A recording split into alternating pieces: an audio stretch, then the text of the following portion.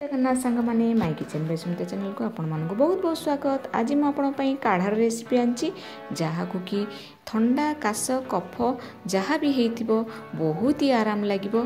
खास कर ये थंडा दिने तो समस्त को थंडा काश कफ लगी रोचे यह पींतु आ बहुत ही आराम लगे। तो वीडियो को स्किप न करी आरंभ शेष पर्यंत देखूँ। तो गैस ऑन करी मु डेक्ची बसई से मुझे बड़ 2 कप पानी नहीं आप पानी जी ने तार अधा रहा दरकार फुटी फुटी।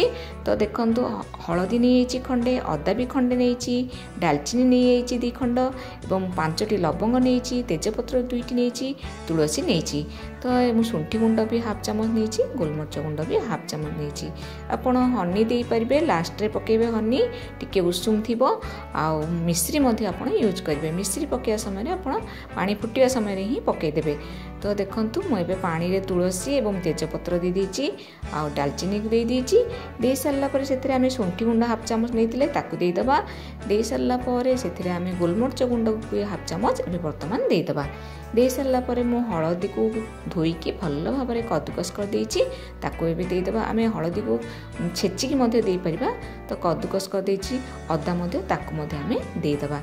दे सारा पर मुझे लवंग जो 5-6टी नहीं ताकू टिके छेचिकी देची। दे सारा पर आम पानी फुटिया को छाड़देबा आ मझे मझे एमती स्पून रे ओलुथिबा।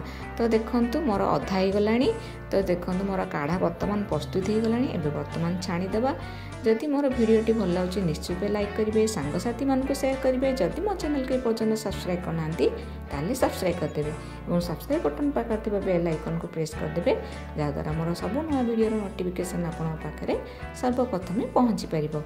देखंतु मु कप को बाहर कर देची।